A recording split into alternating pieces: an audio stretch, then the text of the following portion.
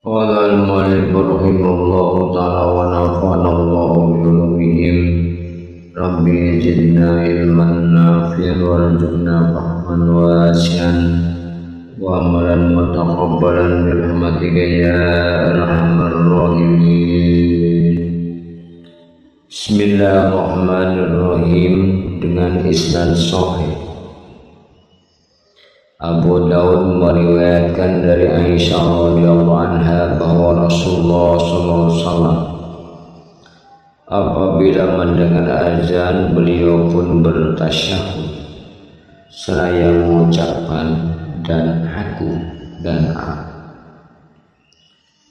Dalam sahihnya Bukhari meriwayatkan dari Jabir radhiyallahu anhu bahwa Rasulullah SAW bersabda, Man qala hina yasma'un nida'a Allahumma rabba hadhihi da'watin tammah was-salatil qa'imah ati Muhammadanil wasilata wal fadilah wa ba'ashu maqama mahmudan alladhi walada halat lahu syafa'ati yaumal qiyamah. Barang siapa ketika mendengar azan mengucapkan ya Allah yang memiliki panggilan yang sempurna ini dan sembahyang yang tegak, berilah Muhammad perantaraan dan keutamaan dan bangkitkanlah dia dalam kedudukan terpuji yang kau janjikan kepada. Niscaya ia berhak atas syafaatku pada hari kiamat.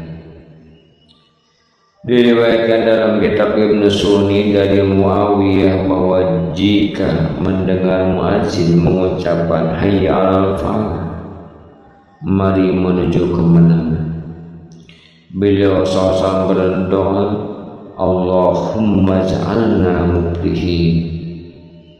Ya Allah, jadikanlah kami golongan orang-orang yang menang. Diriwayatkan dalam Sunan Abu Daud dari seorang lelaki dari Sya'ar bin Husyam dari Abu Umamah radhiyallahu anhu bahwa Bilal radhiyallahu anhu mengucapkan iqam ketika sampai pada perkataan qad qamatis sholatu, waktu sholat telah tiba, maka Nabi Sallallahu Alaihi Wasallam mengucapkan aqamahallahu wa adamah, semoga Allah menegakkan dan mengekalkan. Apabila seseorang mendengar muadzin atau orang yang mengucapkan iqamah sedang ia dalam keadaan sholat, ia tidak perlu menjawab. Apabila mengucapkan salam, barulah ia menjawab sebagaimana biasa. Jika dijawab pada waktu sholat, tidak batal sholat, tetapi makruh. Begitu juga apabila ia mendengar ketika berada di kamar kecil, maka tidak perlu menjawab. Setelah keluar, baru dijawab. Bila seseorang membaca Al-Quran, bertasbih, membaca hadis atau ilmu lain, maka ia pun menghentikan semua ini dan menjawab muadzin, lalu kembali kepada kegiatan semula, karena saat ijabahnya telah lewat. Sedangkan kegiatan itu bisa ditunda apabila muadzin telah selesai mengumandangkannya, tapi ia tidak menjawab saat itu juga, dianjurkan untuk menyusul asal waktunya tidak terlalu lama. Abu Dawud, Tirmizi, Nasai dan Ibnu Sunni meriwayatkan dari Anas radhiyallahu anhu bahwa Rasulullah SAW bersabda, la yaruddu du'a bainal azan wal iqamah, tidaklah tertolak doa antara azan dan iqamah. Dalam riwayat yang Tirmizi ada tambahan, qalu pamaja taqulu ya Rasulullah, qala sallallahu alaihi fid dunya wal akhirah. Apabila kita katakan sesudah azan, ya Rasulullah, Beliau menjawab, minta kepada Allah keselamatan lahir dan batin, sifat di dunia dan di akhirat.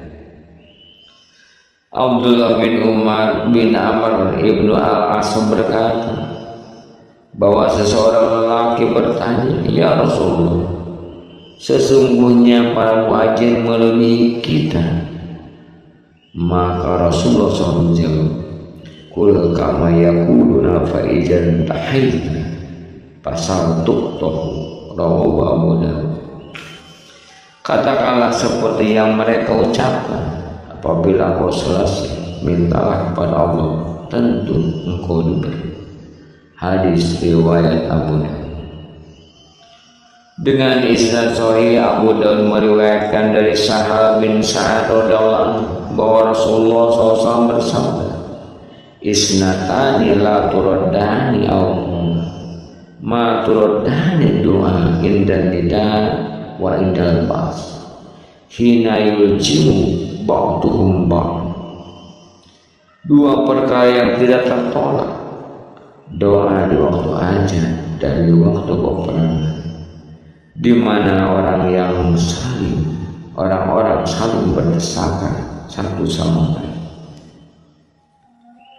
Diriwayatkan dalam kitab Ibnu Sunni dari Abi Malik dari ayahnya radhiyallahu anhu bahwa Rasulullah SAW sholat sunat 2 rakaat fajar.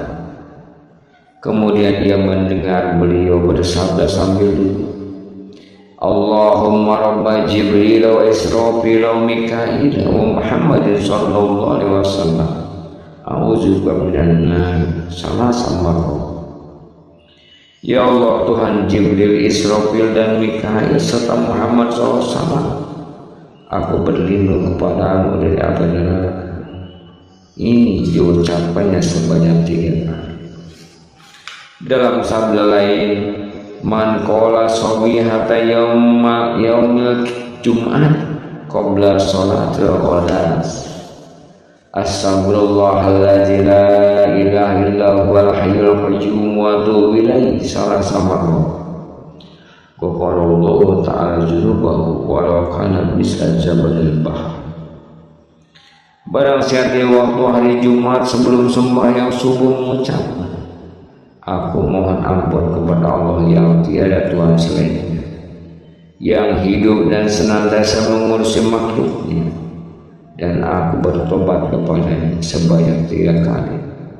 Niscaya Allah Subhanahu wa ta'ala mengampuni dosa-dosanya walaupun sebanyak buih air laut. Diriwayatkan oleh Nasai, Ibnu Sunni dan Bukhari bahwa Sa'ad bin Abi Waqqas radhiyallahu anhu berkata, ketika Rasulullah sedang sholat, seorang lelaki datang untuk melakukan perbuatan yang sama.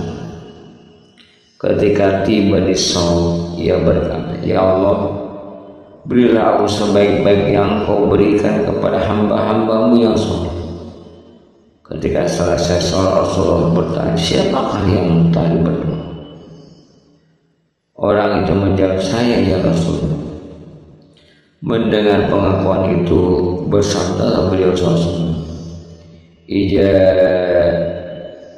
yu'akor zawaduka wa tastahida fi sabilillah. Jika begitu, seakan-akan kuda terbunuh dan engkau mati di jalan Allah Subhanahu wa ta'ala. Diriwayatkan dalam kitab Ibnu Sunni dari Ummi Rafi radhiyallahu anha yang berkata, ya Rasul, tunjukkan kepadaku amalan dengan mana Allah Subhanahu wa ta'ala memberi pahala kepada. Beliau SAW bersabda, ya Umar Rafi, iza kumta ila sholati fasabbihillahi ta'ala asra wa halilihi asran wa hamadihi asran wa kabbirihi asran wa astaghfirihi asran fa innaki iza sabbahtikum hazali wa iza halatikum hazali wa iza hamidati qala hazali wa iza kabarti qala hajar wa istaghfartu qad fa'altu. Hai Ummi Rafi, jika engkau hendak sholat maka bertasbihlah 10 kali, ucapan tahlil la ilaha illallah 10 kali, bertahmidlah ucapan alhamdulillah 10 kali, bertakbirlah ucapan Allahu Akbar 10 kali, dan beristighfarlah 10 kali. Apabila engkau bertasbih Allah berkata, ini untukku. Apabila engkau bertahlil Allah berkata, ini untukku. Apabila engkau bertahmid Allah berkata, ini untukku. Apabila engkau bertakbir Allah berkata, ini untukku. Dan apabila engkau beristighfar Allah berkata, telah kuampuni. Dalam kitabnya Al-Um, Imam Syafi'i meriwayatkan sebuah hadis mursal, utlubus tijabat doa indal tiqor al-julus wa iqamatis sholati wa nuzulil qais. Carilah istijabah pengabulan doa di waktu bertemunya pasukan-pasukan dan waktu sembahyang serta turunnya hujan. Berkata Syafi'i, aku telah menghafal dari banyak orang mengenai pencarian ijabah ketika turun hujan dan hendak masuk sembahyang atau iqamah. Ketahuilah sholat itu tidak sah kecuali dengan takbiratul ihram, baik sholat wajib maupun nafil atau sholat sunnah. Takbir menurut Asy-Syafi'i dan sebagian besar ulama adalah bagian dari sholat dan salah satu. Menurut Abu Hanifah ia adalah syarat yang bukan termasuk bagian sholat. Perlu diketahui bahwa lafaz takbir adalah mengucapkan Allahu Akbar atau Allahul Akbar. Kedua macam ini boleh menurut Asy-Syafi'i dan Abu Hanifah serta yang lain. Sedang Malik melarang yang kedua. Untuk berhati-hati hendaknya orang mengucapkan yang pertama agar keluar dari perselisihan. Tidak boleh takbir tanpa kedua lafaz itu. Andaikan mengucapkan Allahu Azim, Allahu Mu'tal, Allahu Azam, Allahu Azza wa Jalla atau Allah Azza dan sebagainya, menurut Asy-Syafi'i dan sebagian besar ulama tidak sah sholat. Abu Hanifah mengatakan sah. Bagi orang yang mampu berbahasa Arab tidak sah takbir selain dengan bahasa itu. Pada siapa yang tidak mampu dibolehkan dan wajib belajar bahasa Arab. Banyak hadis mengenai bacaan sesudah takbiratul ihram. Keseluruhannya adalah Allahu Akbar kabira walhamdulillahi katsira wa subhanallahi bukratan wa asila wajjahtu wajhiya lillazi fatara samawati wal ardi hanifan musliman wa ma'ana minal musyrikin. Inna salati wa nusuki wa mahyaya wa mamati lillahi rabbil alamin la syarika lahu dzalika umirtu wa ana minal muslimin. Allah Maha Besar, sebesar-besar pujian yang tak terhenti bagi Allah. Maha suci Allah pagi dan petang. Aku hadapkan wajahku dengan lurus kepada Allah yang mencipta langit dan bumi. Diriku sebagai orang muslim dan bukan aku termasuk orang-orang musyrik. Sesungguhnya sholatku, ibadahku, hidupku dan matiku bagi Allah Tuhan sekalian. Tiada sekutu baginya, dan dengan itu aku diperintah dan aku termasuk orang-orang muslimin. Dan mengucapkan Allahumma antal malik wa la ilaha illa anta rabbi wa ana abduka zalamtu nafsi wa atarabtu bizanbi faghfir li junubi jami'an fa innahu la yaghfiru dzunuba illa anta wahdini ila hasanil akhlaqi la yahdi ila hasaniha illa anta wasrif anni sayyi'aha la yasrifu sayyi'aha illa anta labbaika wa sa'daika wal khair kullu bi yadayka wasyarru laysa ilayka ana bika wa ilayka tabarakta wa ta'ala astaghfiruka wa atubu ilaik. Ya Allah, Engkau penguasa, tiada Tuhan yang aku sembah kecuali Engkau. Aku adalah hamba. Aku telah berbuat aniaya atas diriku dan aku mengaku dosa. Maka ampunilah semua dosa-dosa. Sesungguhnya tidak ada yang bisa mengampuni dosa kecuali Engkau. Berilah aku petunjuk kepada budi pekerti yang baik. Tidak ada yang bisa menunjukkan kepada budi pekerti yang terbaik melainkan Engkau. Singkirkanlah keburukan budi pekerti dariku. Tidak ada yang bisa menyingkirkannya kecuali Engkau. Aku sambut Engkau dan kebaikan seluruhnya dalam tangan-Mu, sedangkan keburukan tidaklah menuju kepadamu. Aku bergantung dan berserah diri kepada Maha Suci Engkau dan Maha Tinggi. Aku memohon ampunan dan bertobat kepada. Juga ada yang mengucapkan Allahumma ba'id baini wa baina khataaya kama ba'adta bainal masyriqi wal maghrib.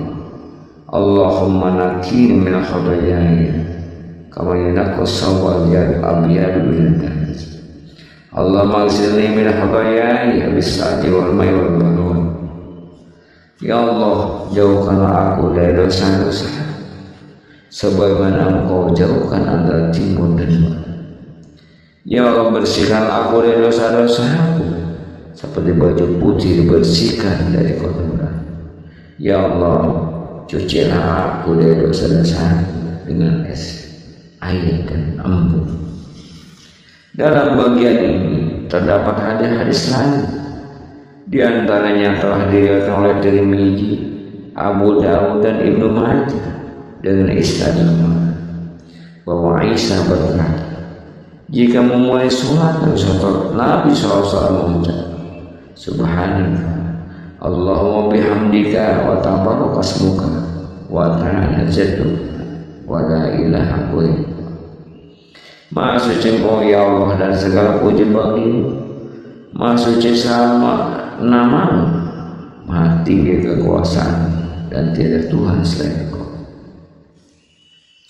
Baihaqi berkata, riwayat yang paling sahih adalah dari Umar bin Khattab, yaitu Rasulullah SAW bertakbir kemudian mengucapkan Subhanaka Allahumma bihamdika wa tabaraka ismuka wa ta'ala jadduka wa la ilaha illa anta.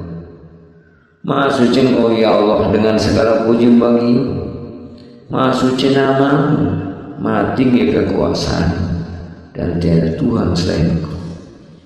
Diriwayatkan dalam Sunan Baihaqi dari Al-Haris bahwa Ali radhiyallahu anhu berkata, apabila memulai salat Nabi mengucapkan La ilaha illa anta subhanaka zalamtu nafsi wa amiltu su'an faghfirli innahu la yaghfiru dzunuba illa anta wajjahtu wajhiya ila akhir.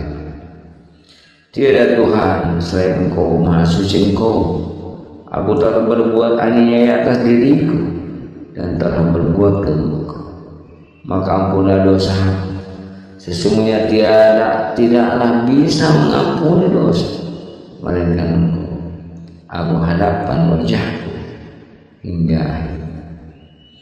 Adapun ucapan Rasulullah SAW, kejahatan dan keburukan itu tidak tertuju kepada, maka kata bahwa mazhab ahli haq dari muhaddis, fuqaha dan mutakallim, dari sahabat dan tabi'in serta ulama muslimin sesudah mereka bahwa segala wujud yang baik dan buruk, bermanfaat dan berbahaya, semuanya berasal dari Allah Subhanahu wa Ta'ala dengan kehendak dan takdir. Apabila telah jelas demikian, maka hadis ini harus ditakwil An-Nadhr bin Sumail dan para imam sesudah memberikan penjelasan tentang pengertian hadis ini. Di antaranya kejahatan bukanlah alat untuk mendekatkan diri kepada. Kedua, kejahatan tidak menuju kepadamu, yang menuju kepadamu hanya perkataan yang baik. Ketiga, kejahatan itu tidaklah dikaitkan kepadamu sebagai sopan santun, maka tidak dikatakan wahai pencipta kejahatan, meskipun dialah yang menciptakan. Sebagaimana tidak dikatakan wahai pencipta babi, meskipun dia pencipta. Yang keempat, kejahatan itu bukanlah dipandang dari segi bawah, ia adalah hikmahmu, sedangkan engkau tidak menciptakan sesuatu dengan sia-sia. Wallahu a'lam bishawab.